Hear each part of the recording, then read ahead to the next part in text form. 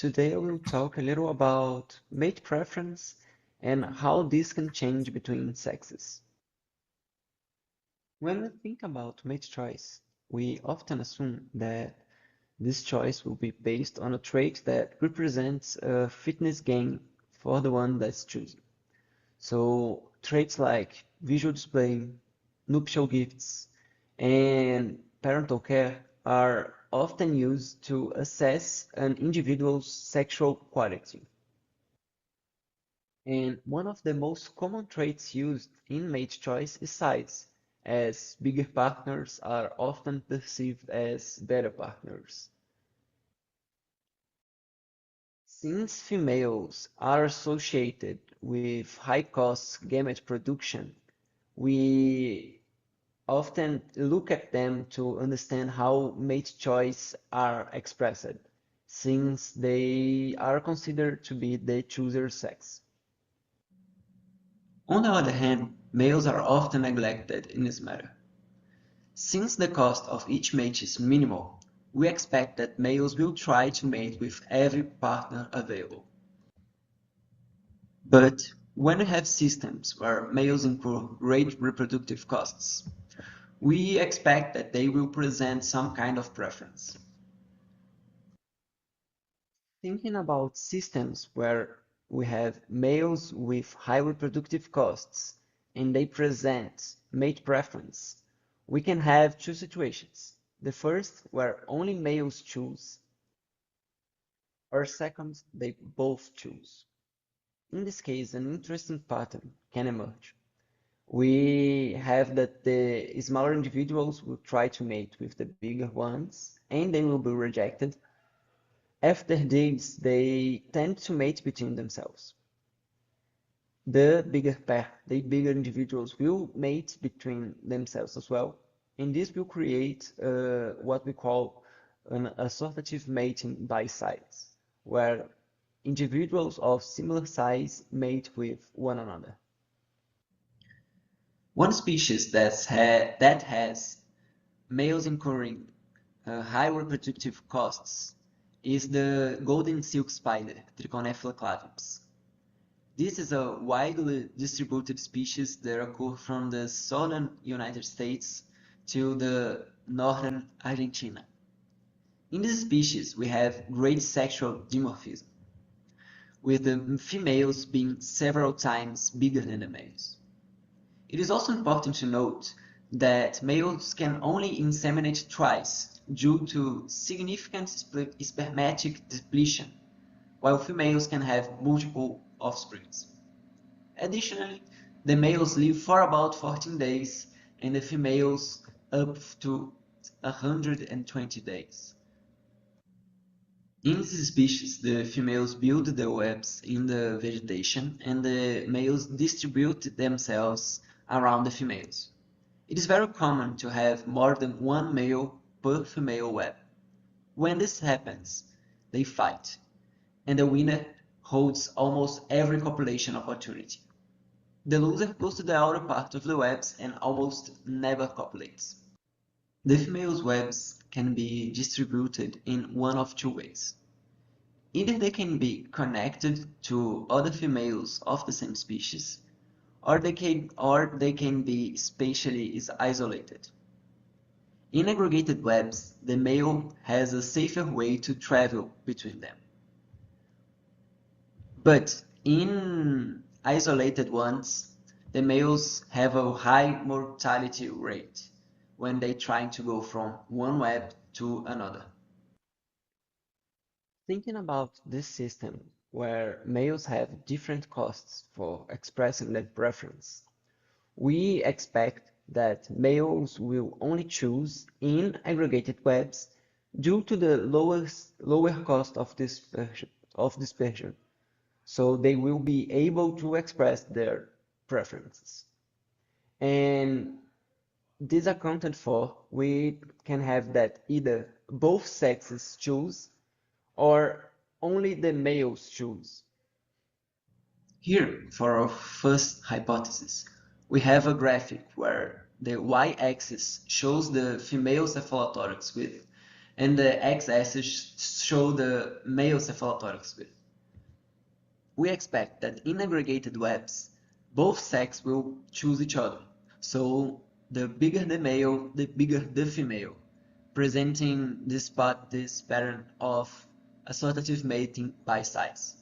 For isolated webs, on the other hand, we expect that there will be no correlation between female size and male size. For the second hypothesis, we have the probability of the female being accompanied in the y-axis and the cephalothorax width of the female in the x-axis. What we expect is that in aggregated webs, the probability of the female being accompanied by a male in the web will increase with cephalothorax width, indicating that males are choosing the bigger females. For isolated webs, what we expect is that there will be no correlation at all between the two variables, indicating that males will be not expressing their preference.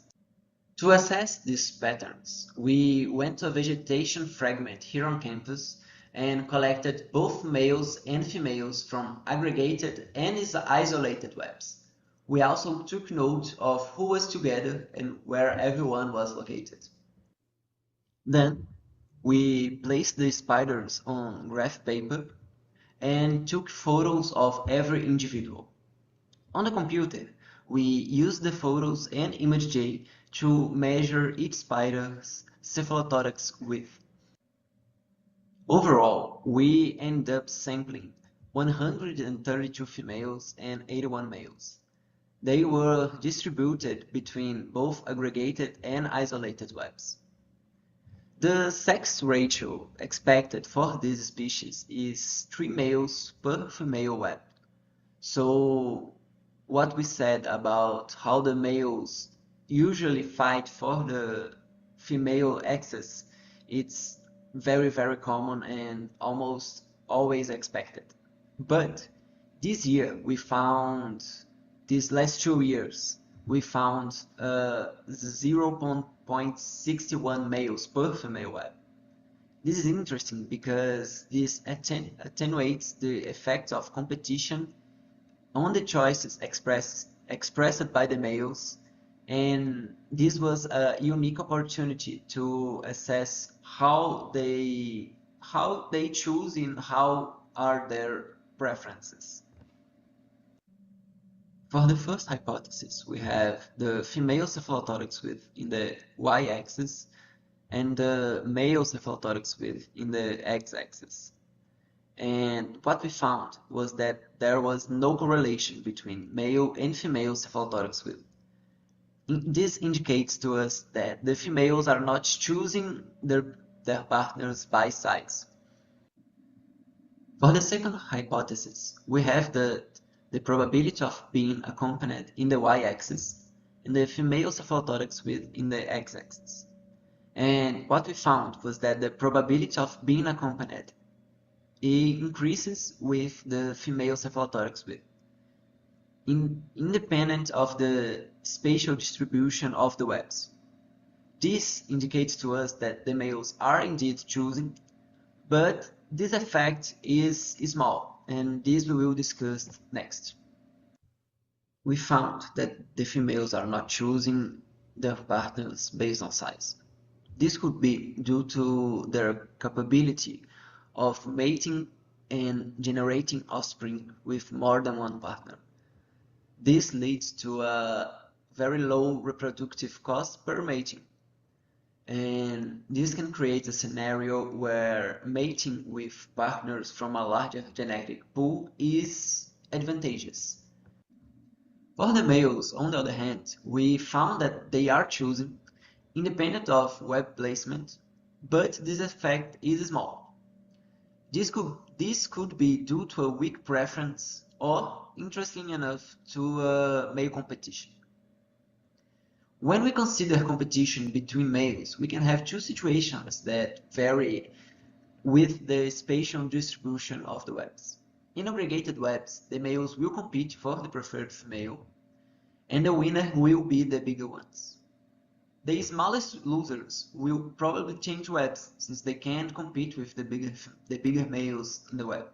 So this results in the situation where we have pooled males, they are the bigger ones that are aiming for the preferred female, and the smallest males will just go to a less preferred female since they just can't compete at all.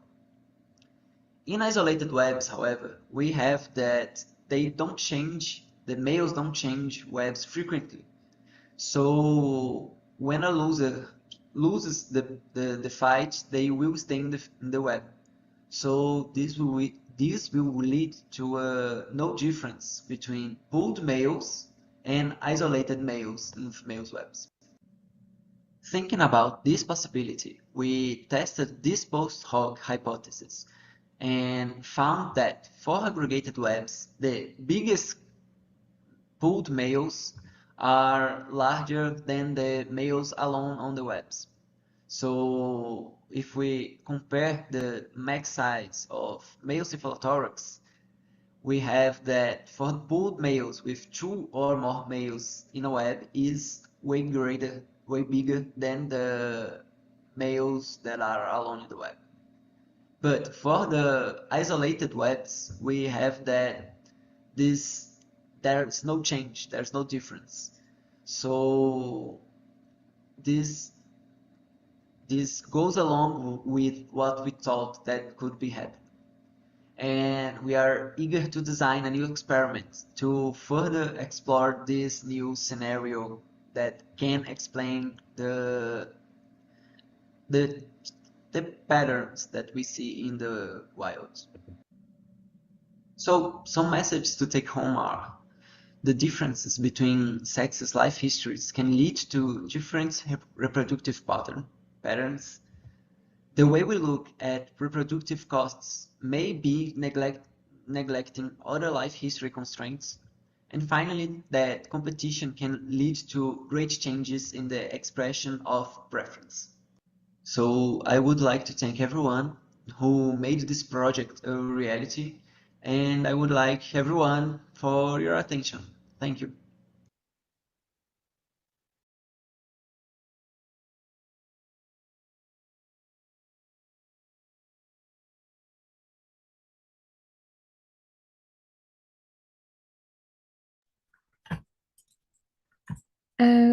So we already have one question in the chat from Laura. She's saying, interesting talk. What are female using, I am assuming, to select males? What do you think? If it's not the size. We we have talked a lot about this, and for this species, what we have that size is almost every work searches about size. So if they are not using it, that means we think that they just aren't choosing at all, since the costs are way smaller, because, well, the female live for more than 3 months and the males just change frequently between weeks. So we think that the females are just not expressing choose this way. So we have another question in the chat from David. Does this behavior exist in other species of spider? To my knowledge, yes. This is a system that exists in other species. So it's very interesting to note how these behaviors are linked not only to the genetic parts, but also life history. So there's species that are not as closely related, but have some kind of similar behavior. So related to that, I have a question, which is maybe a naive question, but from what I understand, most species of spiders are solitary. So I was wondering, for the females, when they are in these aggregated webs, can you see some fights between the females? Are they showing some territoriality or not? Well, in the aggregated webs, they respect a lot each other's webs. But when when I stressed them with taking them up from the home, they tend to go up to get away from me. So they pass between all the females webs, but they don't fight. I never seen one fight at all because they really respect their boundaries. That's really interesting. So we have another question in the chat by Tarun. Sorry if I missed it, but can you elaborate on why you were expecting 3 males per female web? Well, all the work that we have done with this species and all the literature says that it's 3 males per female. So it until last year when I went to work with this species, I was sure that okay, there will be approximately 3 males per female, but that wasn't the what I found. So I had to think on my feet and discuss to change a little bit the project, but it is just life history, just how this species works. So there is another question by Tarun. I think it will be the last question. There was no body size assortative mating, correlated mating, I guess, in the aggregated web opposite to the prediction. Is it because of the low male-female ratio? Well, when we did the analysis, we only took females that had at least one male in the web. So to assess the assortative mating, we only took the mated females. So I don't think that's the case because all of them had at least one male. So when we measured, we were getting what was happening. So the bigger females were not with the bigger males, and the number of males and females didn't change. That wouldn't change this result.